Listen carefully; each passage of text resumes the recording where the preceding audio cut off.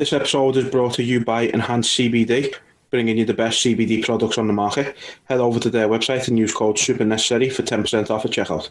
It's also brought to you by Forces Fightwear, bringing you premium boxing equipment and apparel. Go to their website and use code SUPERNECESSARY10 for 10% off. And it's also brought to you by Performance Box, high quality sports supplements. Use code SUPERNECESSARY for 10% off your subscription.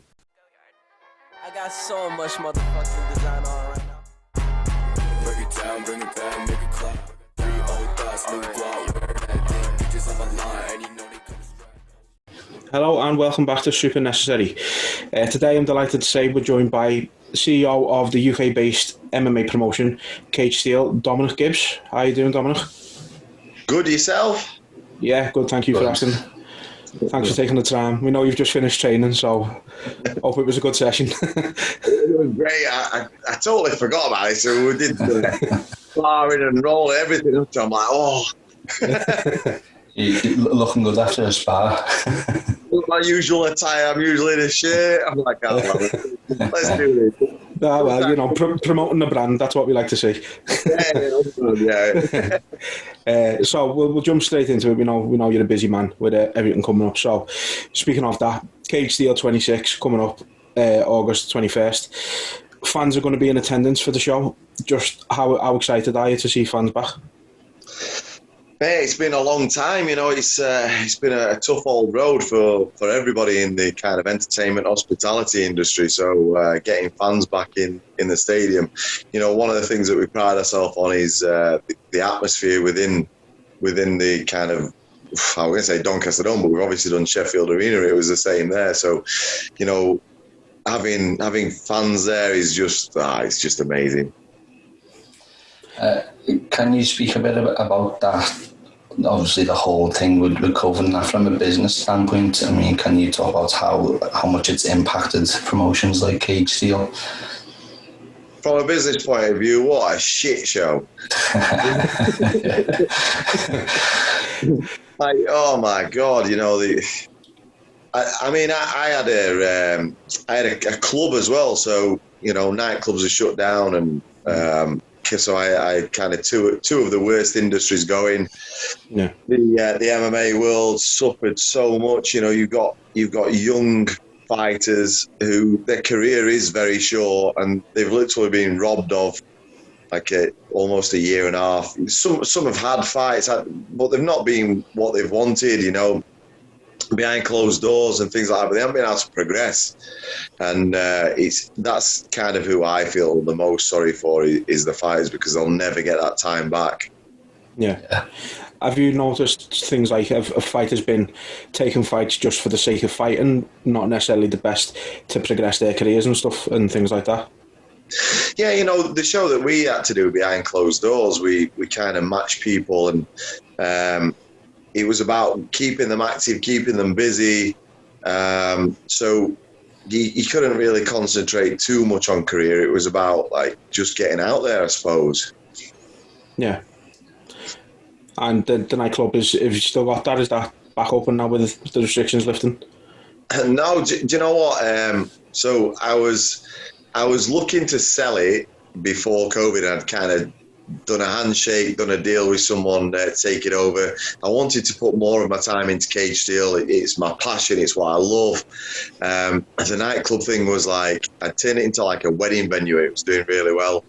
But I kind of started to resent it when, if I wanted to do something within MMA world that was fun, like going to a gym and going and seeing fighters and interviewing fighters, and then I couldn't go because there's a wedding on, you know, and I kind of started to resent it a little bit. So I looked to get rid of it.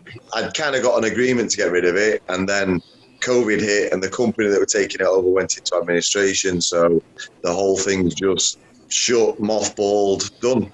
So shame. Yeah.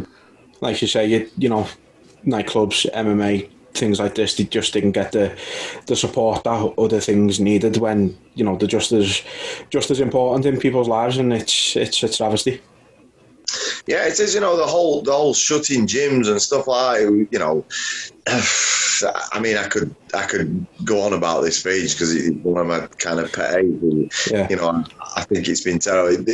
They go on about that they want the best for our health, but they'll shut the gyms and open McDonald's. Yeah. Like, really? Yeah. Really? I think the one thing for me is like, if you want to go abroad, you've got to buy these PCR tests.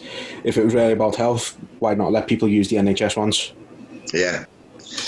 It's honestly, this is, anyone who knows me, I like kick off about this stuff because it's just, I'm listening to like the deepest conspiracy theories, and I've listened to like the government, and I've kind of looked at research in between, and it's crazy that, you know, in my time, David Icke came out, and we all thought he was a nutter.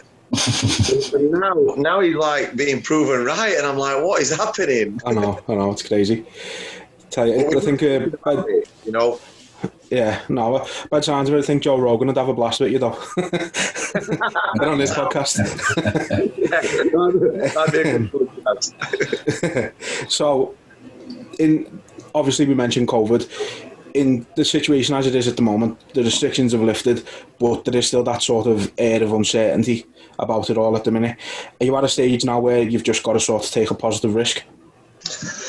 Yeah, so we spoke with the venue, and, you know, quite early on I was like, what are we saying? And he said, if Boris says we're playing. Full on, crowds, okay, let's do it. So obviously that was the case. So we advertised the, you know, crowds back, this and other. We kind of went down that marketing thing. As of a week ago, they rang me up saying, the local council, even though we've had Freedom Day, really. We've had Freedom Day, they're going to impose restrictions. And I'm like what? He said, I don't know. I'm like, well, I've got like a sold out arena, so someone needs to start telling me what they think those restrictions might look like. And here we are, 4 weeks tomorrow, nothing. Still no kind of word. You know, they're saying things like, oh, we might not be able to get people to do, so we have like VIPs, and we have like a VIP lounge where they go up and they get fed, you know. And he's saying, oh, we might not be able to get a chef because agency kind of fees for chefs have gone up. And I'm like, well, I've kind of sold this VIP package with a chef. Yeah. You need to kind of tell me if we're not having a chef. Oh. Nightmare. Absolute nightmare. I still don't know. I've literally had to plan A, B, C, D, and F, and I've even contacted other venues to say, what's your plans? What are you thinking of doing? So it just sounds like you're gonna get all the answers like the day before the actual event, and you'll have to rush and put everything in place, you know. That's just how it is, you know. That's how it's been. We had our show in March 2020, and we squeezed it in just before lockdown. And the show was on the Saturday. Our driver had gone over to Manchester and picked where did he come from? A Spanish, Madrid actually. the worst hit place. So our driver picks this guy up from Madrid. He's on his way back, and we are literally, the team are sat round watching the TV, watching Boris make his announcement to tell us if we've got a show or not. And we were literally sat through that announcement going, we're on. And then it was like, well, I'm not sure we are we? And I had to phone the driver to say, listen, don't bring the guy in. Just take him somewhere. Go to a cafe, just because he might be heading back. Yeah. No, Madrid was like the epicenter at the time, wasn't it? So I think Liverpool. So I support Liverpool. The last game with fans before the lockdown was Liverpool versus Atletico Madrid, and just let all the Madrid fans over. It's like, I just don't understand. We're gonna have to do another whole episode just on this with you, I think. Yeah, whole episode on this, and then we'll do one on Liverpool, eh? Definitely. But I think that's been the thing literally from the start, hasn't it? You know, are we coming, are we going? It's just the whole uncertainty just continued throughout. Yeah, it's just, you know, the way that they've kind of have handled it is just, no one knows. Businesses, it's crazy, you know. I said the NHS apparently having medals handed to them, COVID-19 medals. So I've said I'm going to make some some business medals. So let people nominate businesses that have done their best to get through this. Yeah. Medal for them. Yeah, it's been nuts. So yeah, I know we've been talking about the government, so this might sound a bit mad, but I'm not very political. But one thing that does like intrigue me with this whole Brexit thing, you know, another thing to worry about. How do you think that affects smaller promotions like Kate Steele and stuff when the time comes to go abroad? I think time will tell. You know, in terms of just Brexit or Brexit and COVID, or let's just say Brexit. I mean, to add any extra pressure, let's just stick with Brexit. I think I don't think it shouldn't affect too much. You know, in terms of flying fighters in, international fighters in, I don't think it'll have too much of an effect. I can't see where there kind of would be too much of an effect. I can't think of anything that would kind of cause too much issues, you know. Yeah. I know that there's within the industry, there's obviously like the lighting and audio companies, and I think they're struggling to kind of get work abroad. So there's a bit of like work pressures for different businesses here, but I'm not sure how it will affect fighters. It'll be interesting to see what happens. Yeah, definitely. So for those who don't know, tell us a little bit about how you started Cage Steel. Was it always something that you had planned to start an MMA promotion? No, I suppose not. I was operations manager at Doncaster Council, and me and Danny Mitchell, we started teaching at a place, and we decided to set up our own gym. And while we were at that gym, I was like, "Oh, let's put a promotion on." In fact, it might have been Danny's idea first. I think Danny said, "Let's put a promotion on." And he was like, "Yeah." So he suggested this little leisure centre locally, and I'm like, "No, let's do the Doncaster Dome, which is like a 2,000-seater stadium," because I'm just a bit nuts. So anyway, we were there. Danny. So someone started promoting there. And Danny fought on the show, and I cornered him. And then at other shows, I like judged and did running for him. And little did I know, I was kind of learning the ropes. I was serving my apprenticeship. And then that company, I think they went bust, and there'd been no one there for 3 years. Me and Danny had to split the gym up. The gym was quite. Danny's gym at AVT now, where it's all full of MMA fighters, that's kind of what he wanted then. But back in 2005-06, it was kind of just a bit too early. So we kind of split the gym down, and he did a bit of like his area, I did my area. We're obviously still best of mates. I'd left my job at the like local council. I got a really good job there. And I just decided to pack it in and work for myself. And I left not knowing what I wanted to do. And I like sold a few cars and stuff, and then found myself supposedly working and always being at the gym. And then it was a good friend of mine who was like a multi-millionaire businessman. And he kind of had a stern talking to me. He phoned me up. He's like, "Where are you?" And I'm like, "I'm at the gym." And he's like, "Again? You're at the gym again?" He was backside down here. He gave me a desk and made me set up a business. Yeah. So I started a facilities management company, which I managed to sell after a few years. But in the meantime, I met Danny again. We kind of bumped into each other. I'm like, "Mate, why don't we promote? I've got a company. I've got some cash behind me. Let's do it." So we started Cage Steel in December 2011, and the rest is history. Yeah. Nice. Yeah, go on. Oh, right. I got confused then. It's this weather. All right then. So, can you talk a bit then about the fights? You know, there's a lot on there. Can you talk about what ones stand out to you, and what fights basically the fans should keep an eye out for? Do you know what? Just lately, this has been like the hardest questions. I think I did this before the last show as well. People are like, oh, what's standout fights? And I start talking about a fight, then I think about another, and I'm like, the card's ridiculous. It's probably our best card we've ever had. So I've obviously got to say the main event because it's the main event. So the main event is a sick fight, to be fair. But when you look through the card, there's some interesting fights. Even like some of the amateur fights, they could be pro fights. You know, like Mudji Ahmed versus Musa Christensen. That could be a pro fight. So, yeah. You know, I can't wait. I get excited. When I look through the fight card, I get excited myself. I start kind of I want to pay an entrance fee. do you find yourself voting?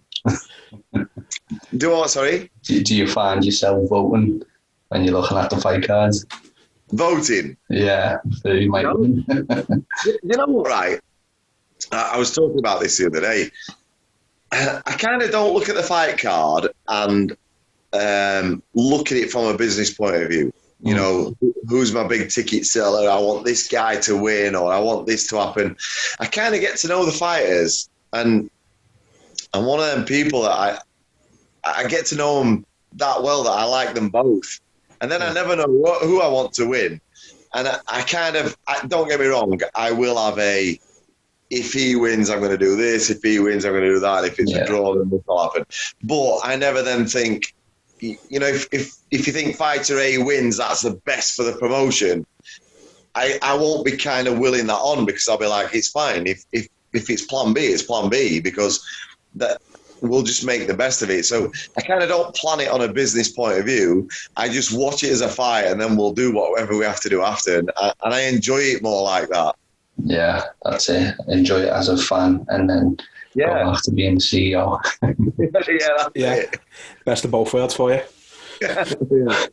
So how important has it been in your mind to see like the fighters are actually able to train and prepare for the fights properly again? You know, we went to ABT last Friday, and just walking in a gym with like my marketing team and the cameras and stuff again was like, oh wow, you know, what a buzz. I mean, that's one of the things that I love the best, going to gyms and talking to people. I love this sport. It is sick, you know, and just being able to do what we do, you know, talking to fighters and just having fun. And it's always a good laugh, you know, people in the MMA world, there's some great characters. So it's always good fun. We have fun going there. We kind of always have a laugh with the team. So, I just loved it last week. So, like, Alex, we need to book some more. No, I think that's the one thing we've sort of picked up from doing this podcast is, like, people in the MMA world are so down to earth, so humble. There's no egos. Everyone does leave their ego at the door, even, you know, some of the bigger people kind of thing. And it's refreshing. I think it's something I didn't personally expect to see, but I think you can't really have an ego, especially like when you're in training and stuff like that. You have got to leave your ego at the door, haven't you? Yeah, dead right, yeah. And it's the best way of training, to be fair, because I'll tell you something, if you've got an ego, there'll be someone to smash it. Exactly. Yeah. There's always somebody better than you. Yeah. And that's the thing as well, the energy inside the MMA gym is just different. Like, you know, they can spar, do whatever, but then right after they'll go back and they'll talk to you, and it's very welcoming. You know what I mean? The bants in MMA gyms are great. Yeah. Yeah, definitely. So you've hosted multiple events at the Dome. Can you just speak a bit about the relationship that you have with them and the importance of those kind of relationships? I don't know how honest to be here. Oh dear. The Dome is a great venue for fans, but it's very difficult to deal with because although they class this out, they're now under a trust. They're still like local authority, and they're not commercial enough. Right. So it's not the easiest relationship. I mean, for years we were like, as part of like the higher fee, there's a marketing budget, and they never did anything, never helped us. And it wasn't until the day I sat my team down and said, listen, they are never going to help us. Let's forget about them. Let's do our thing. Let's stop putting blame at their door. Because whenever we've got them as an outlet, blame, there's always an excuse. And as soon as we took responsibility and said, if we don't sell out, it's our fault. The next show, we sold out. Yeah. Now, managing those relationships, you have to manage those relationships, and it's harder when they're kind of not as commercial. But when we did Sheffield Arena, the difference between the commercial element of Sheffield Arena and dealing with the Dome was literally chalk and cheese.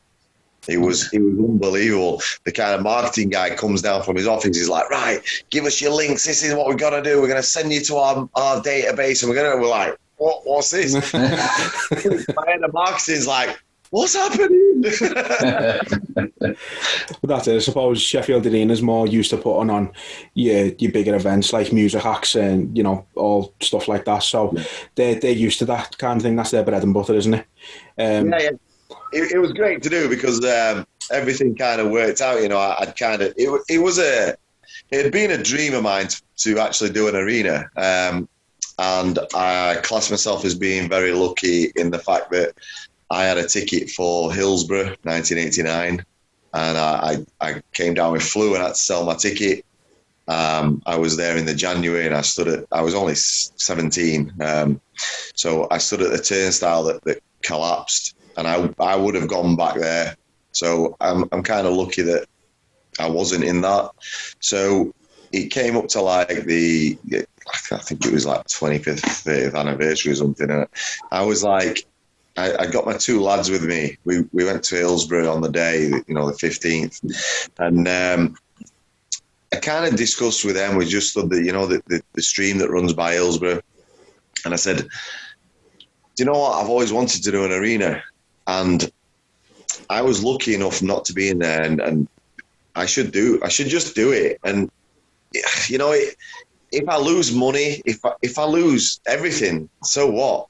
I didn't lose my life that day. I'm lucky to be alive. So, there's 96 others that weren't as lucky. So I owe it to myself. I owe it to those people to do something. So I literally drove around to the arena, took a photo of my car with the Cage Steel badge on the back under the arena sign, and sent to my team and said, this is what we're doing next year. And, once we visited there, it was like Cage Steel, Sheffield's known as the Steel City. The arena's called Home of Steel because of the ice hockey. Yeah. Sheffield Steelers, I think they're called. Their dressing room is orange and black. I'm like, this is everything. That's what happened. It's fate. Yeah. Everything kind of fell into place. It was. I can remember, it was really tough to do. But I kind of sat there at the end of the night, just on the steps where the fighters came out, and I was just, it was kind of humbling. Really humbling to be able to do that. So, I kind of thank everyone for being part of it. But that's not my dream. I sat there and thought, I haven't fulfilled my dream. I want a packed arena. That's my dream. That's what we want to see. We need to see it. And no doubt with the way it's going, it's going to get to that level sooner rather than later. That's crazy, and like we appreciate your honesty. Speaking about that as well, that's madness. Like just that small detail, and they can change everything. It's mad. Yeah. So quick off-topic question, but got the fight in the UFC at the weekend. TJ Dillashaw return. Corey Sandhagen. If you were a better man, who would your money be on? Ooh. Dillashaw. Yeah, I think that myself. See, I'm going for Sandhagen. I don't know if it's what Dillashaw's got coming in, but kind of rooting for Sandy. Has been on fire recently, so. Yes. My honest thing is, I haven't seen either of them train. I do keep up with the UFC, but I kind of keep my listen, if they're fighting in the UFC, they're not going to fight on my show.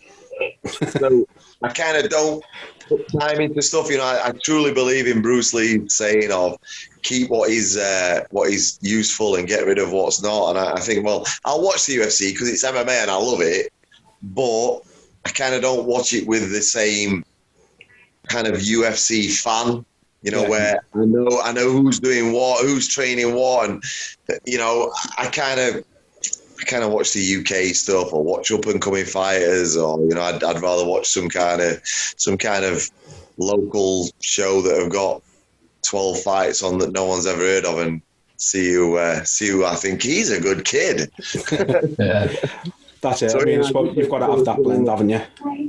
Yeah, have that blend. It's great watching the sort of elite level fighters, but the sort of the rawness of some of the fighters just starting out is sometimes just as funny, if not more. Mm-hmm. Yeah, for me, it's don't get me wrong. There's some people that would never come down and watch that. They want to watch the UFC. They want to watch the kind of best known fighters in the industry. But I think if the whole scene's going to grow, then people have to kind of watch the amateur guys. Yeah, absolutely, 100%. So to basically go from UK MMA then, Cage Warriors, obviously they've had crazy success over the recent years. With their success, does that give you confidence and belief that Cage Steel can follow suit? Cage Warriors have been incredible, absolutely incredible. The amount of fighters that they've taken and put onto the UFC, what a great platform. Listen, I told you before, I'm crazy. I've got so many ideas that I want to run with. I just think get COVID out of the way. That kind of stopped us for a while. Get COVID out of the way, and you're going to see us fly because I've got so many things that I want to do. And the thing is, I don't think anyone will work as hard as me. Will Smith has the same kind of philosophy. He says, if we're getting on a treadmill, two things are gonna happen. Either you're gonna get off before me, or I'm gonna die, because I'm gonna outwork you. Now I do like 18 hours a day. I do probably that's probably 6 days a week, and I do some work on Sundays, and I don't class it as work because I love it. I absolutely love it. So, I'm gonna be pushing. So I'm very intrigued to see these ideas. Very excited. Yeah. And I think you've got to be a little bit crazy today, certainly to succeed in the MMA world. Yeah, listen, anyone who goes to a gym and enjoys being kicked and punched in the face, it's definitely something to be. Yeah, absolutely. What are you on about?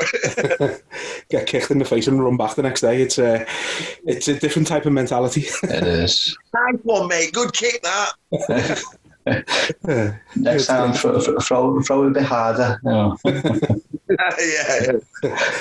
Walk out the gym, can't feel your face, but you can't wait to go back. That's crazy. So, final question then. Obviously, you're the CEO, you're the man in charge, you're the boss. In your head, where do you see Cage Steel in the next 5 years? No one says boss like a Scouser. You got that right. Boss me. But anyway, back to your question.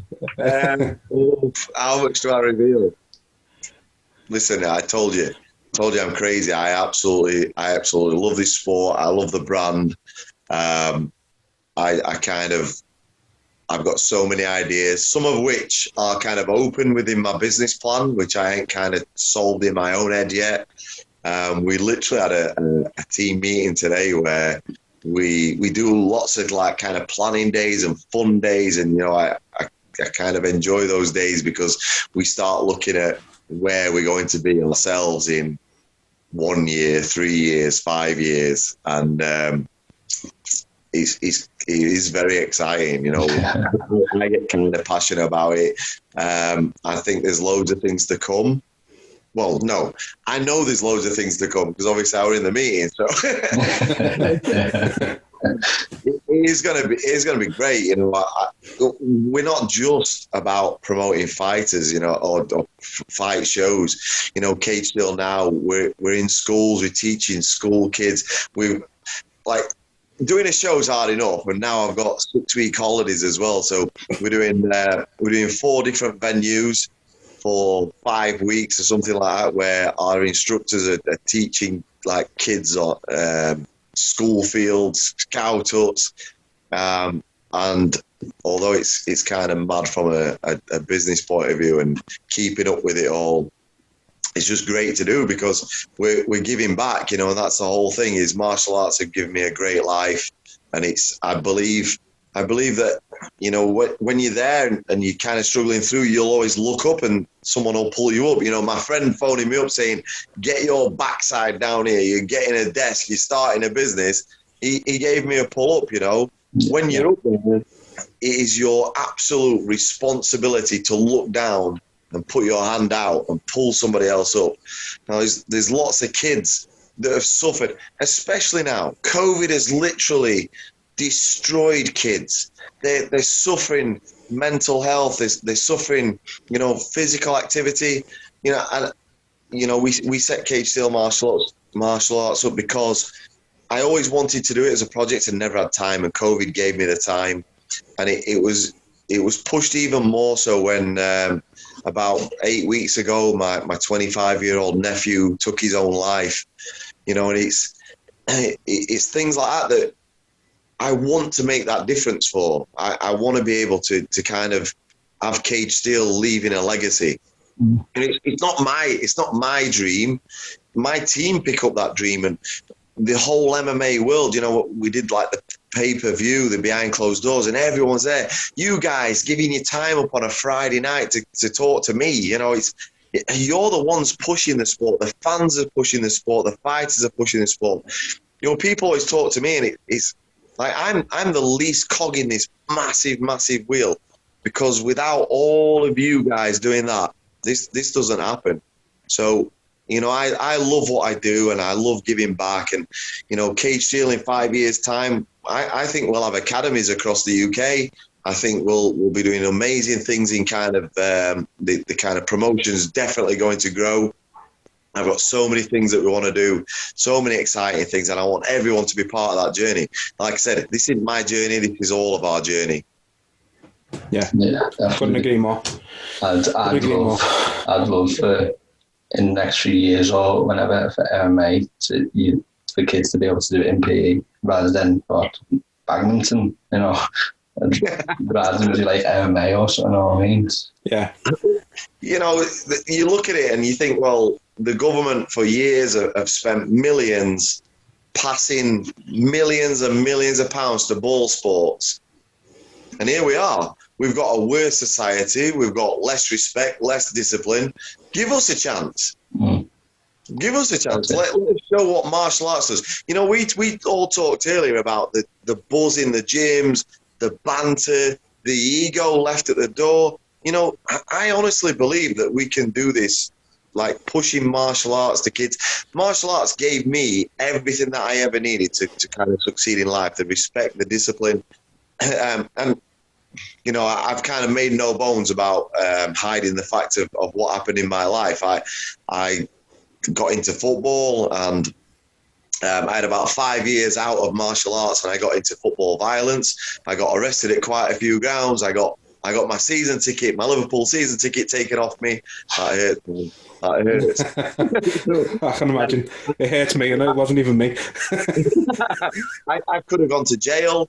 And it was at that point I realised, I was like, this isn't me. I'm just living other people's expectations. So I walked back into the martial arts gym where I met Danny Mitchell and said, right, I need to get that respect, that discipline back in my life. And ever since I did that, my career, my life just literally took off. So, you know, I want other people to be able to experience that. I'm one of these that I believe everyone can be saved. You know, and sometimes that's just crazy thinking, because they think everyone is literally, you know, some people are literally, they're lost. But I won't give up on anyone. You know, anyone who's kind of lost here, call me, message me, I'll help you. I'll help as many people as I can. And, you know, sometimes you put into people and they'll shit on you. But you know what? You just got to keep going. You got to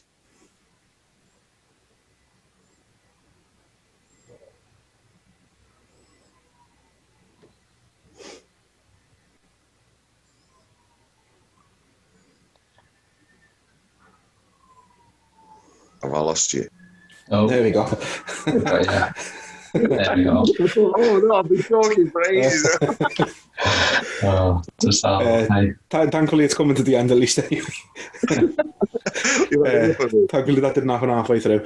Now, we honestly couldn't agree more with what you're saying. MMA does deserve a chance. You know, you've got Darren Till, Jimmy Manuel, and Leon Edwards starting a campaign to try and help with knife crime in the UK, and you know, you get the odd footballer doing it, but the fact that you've got three of the biggest stars in the UFC on the UK level wanting to do something like that is just, it shows again what MMA is all about. Yeah, some of the nicest people, honestly, are in MMA. You know, I've been around cities with people, and you know, I've seen little kids like trying to cause trouble, and I just think this guy would eat you, but he won't. Yeah, he won't, because he doesn't have to prove himself. You know, that's why I think they're the nicest people you can meet. So, absolutely. Well, look, Dominic, thank you very much for your time. We know, as you say, you're a busy man. We're always going to support Cage Steel. Want you to know that. We're looking forward to the event on the 21st, and I'm sure after this, especially, everybody else will be as well. Are you coming down? You coming down? Press pass? Well, we'll have to see about that. I don't know what work's going to be like, but hopefully, if we can do, we definitely will do. Yeah, a nice hospitality box for all the press, the people that helped us, you know, in kind of the last 16 months, especially. You know, doing the stuff that you guys are doing, I really appreciate it. I really appreciate you taking time out on a Friday night to come and speak to me. So, you know, if you can come down, we'd love to be there. Definitely, mate. Definitely. Well, again, thanks for your time, and you know, go and enjoy the rest of your Friday night. Thank you for your time. Really appreciate it. All the best. See you later. Cheers. Yeah. Bye.